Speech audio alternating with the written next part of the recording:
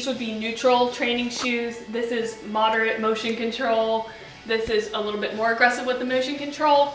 So I would get an idea of their foot type and gait pattern, and then from there kind of judge which model type of shoe that I would suggest putting them in, and then also knowing which terrain they want to train on, road, like dirt, grass, So whatever. specifically, what fall athletes would wear shoes that are on this wall? Cross-country athletes, soccer for their training, field hockey for their training. I'm sure some of the football athletes would also need some just basic training shoes as well. So these are some of the shoes that I would recommend. Maybe if the athlete had to train on grass a lot as well.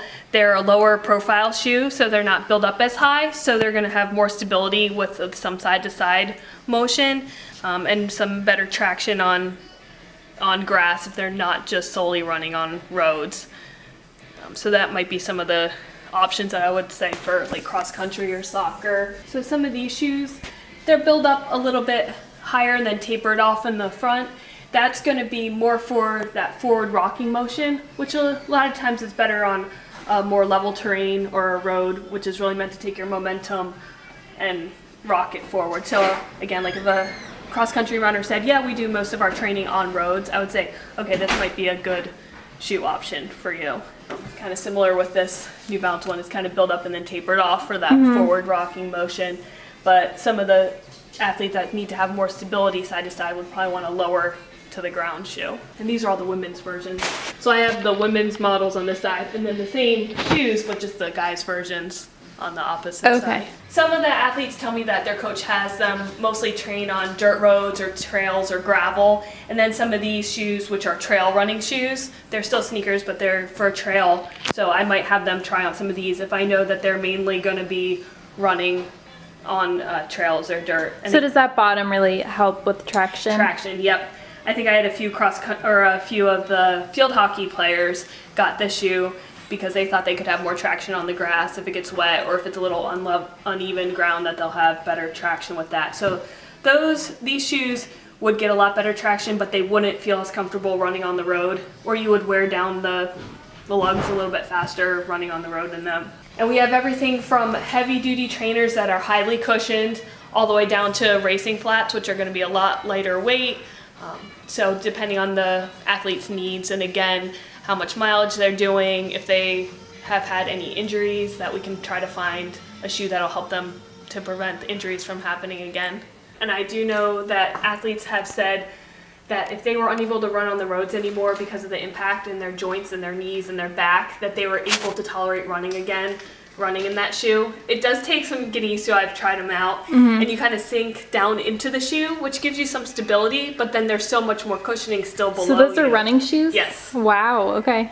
Yep, and a They're lot huge. of ultra runners use those.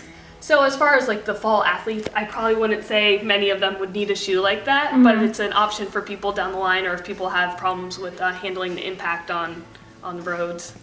I have a variety of the cross-country spikes, men's and women's versions of them, different brands. So based on, again, the person's foot type, they're going to be somewhat supportive, but the spike is very lightweight. So if they have a lot of injury history or whatever, you're not going to be in the spikes for a long time. So they're not built up to be super supportive. It's just to get lightweight, and then these don't have the spikes in them. They come with the spikes that you then put them on before you race. But yeah, some of them have more cushioning than others. And again, it's going to be kind of what the athlete feels more comfortable with, and the level of the athlete too. Sometimes starting out, they'll need a more heavy duty spike.